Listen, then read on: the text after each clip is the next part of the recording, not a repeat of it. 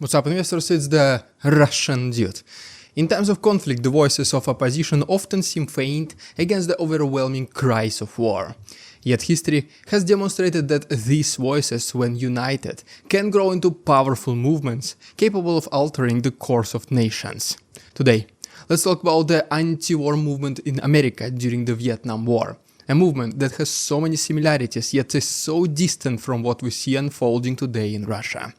It started slowly, but eventually played a pivotal role in ending one of the most controversial conflicts of the 20th century.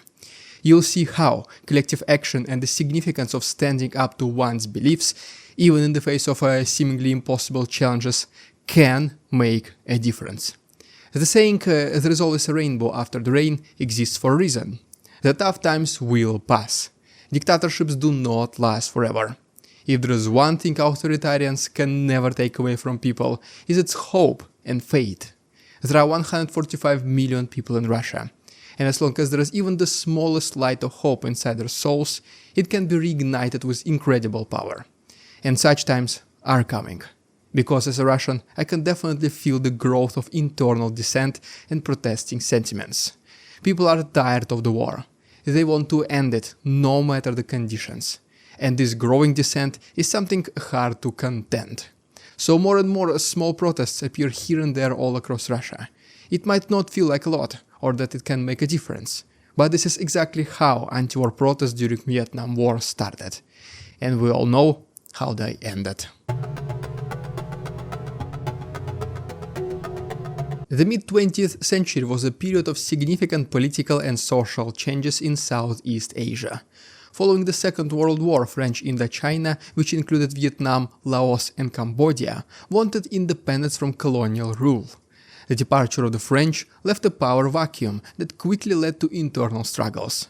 Vietnam became the center of attention of this turmoil, culminating in its division along the 17th parallel into two separate entities: the communist-led North Vietnam under Ho Chi Minh and the US-backed South Vietnam led by President Ngo Dinh Diem. President Diem's regime faced substantial opposition from the various factions within South Vietnam as well. This led to the creation of the National Liberation Front, commonly known as the Viet Cong, a guerrilla force supported by North Vietnam. The Viet Cong aimed to overthrow the South Vietnamese government and reunify the country under communist rule. The United States, strongly believing in the domino theory, which stated that the fall of one nation to communism would lead to the subsequent collapse of neighboring countries, viewed the situation as critical during the ongoing Cold War. As a result, the US escalated its involvement, initially through military advisors and support personnel. Tensions heightened with incidents such as the Gulf of Tonkin clashes in 1964, where attacks against the US naval vessels prompted Congress to pass the Gulf of Tonkin Resolution. This effectively authorized President Lyndon B. Johnson to deploy conventional military forces without an official declaration of war. By 1965, American troops were fully engaged in combat operations in Vietnam. At first, the American public largely supported the government's decision to intervene in Vietnam. Years of anti-communist rhetoric had ingrained a deep-rooted fear of the spread of communism, often referred to as the Red Scare. Propaganda emphasized the necessity of containing this ideological threat, and many believed that the US military superiority would lead to a swift and decisive victory. Fear of spread of wrong ideology, military superiority, or at least believe in it, the expectation of swift and decisive victory, all this sounds familiar, right? Polls conducted in the early years of the conflict reflected this sentiment. A survey 5 months into the escalation showed that 60% of Americans approved the war effort, while only 24% considered this as a mistake. The prevailing belief was that the United States, with its advanced military capabilities, would quickly neutralize the Viet Cong and stabilize the region. Probably not going to take more than 3 days, they thought. However, as the war dragged on, this optimism started to disappear. The anticipated quick victory proved impossible, and American casualties started to rise. Media coverage played a significant role in shifting public opinion. Unlike previous conflicts, the Vietnam War was brought into each American family's life through television broadcasts. The images and reports highlighted the brutal realities of the conflict, including civilian casualties and the devastating effects of tactics such as carpet bombing and the use of chemical agents like napalm or Agent Orange. It was not longer a story shared in the newspaper or heard on the radio. While words can be very descriptive, it will never come close to photos and videos which shocked the population. It is relatively easy for us guys now to see the war footage, because now you can simply find almost anything on YouTube in under 1 minute. But then, with the development of television once again, this was the first huge conflict which was broadcasted almost in real time in color. And there was not that much restrictions and limitations like we have right now, when even showing the destroyed building is considered as violent footage by some guidelines. So anyways, these revelations eroded public's trust in the government's handling of the war. The lack of clear objectives and an apparent endgame further fueled skepticism. The American people began to question not only the effectiveness of military strategy, but also the moral implications of the conflict. Personally, I would say that this is where the Russian society stands right now. The questions started forming in their heads, the skepticism about military power increases, and the dissatisfaction grows. Small protest movements start appearing across the country, mainly initiated by the wives and mothers of the soldiers. And while it may seem insufficient at first, a journey of 1,000 miles always begins with a single step. As doubts grew, so did the anti-war movement. Initially, protests were small and scattered, often dismissed as meaningless activities by a minority. A lot of people thought that such small groups of people will never be able to achieve anything, because the government would not waste their time speaking to such small number of people. That's why at first, the growth of this movement was extremely slow. But with enough patience and dedication, the growth became exponential. The first significant anti-war rally in 1964 drew only 600 participants. Influential figures like poet Allen Ginsberg wanted to popularize the rallies. He proposed transforming protests into more peaceful and inviting gatherings by incorporating elements like distributing flowers to bystanders and even law enforcement officers. This approach gave birth to the Flower Power movement, symbolizing peace and love in response to the violences of war. Make love, not war slogan was also popularized during these times. At the same time, the very basic personal activism started to take shape. Individuals and small groups engaged in efforts to raise awareness, organizing meetings and delivering impromptu speeches to educate the public about the realities of the war. Despite these efforts, reaching a wider audience still proved challenging. A turning point came as the demographic of those affected by the war expanded. The implementation of the draft meant that young men across the country faced the prospect of being sent to fight in Vietnam. The draft disproportionately affected minority groups and those from lower socioeconomic backgrounds who could not afford college tuitions.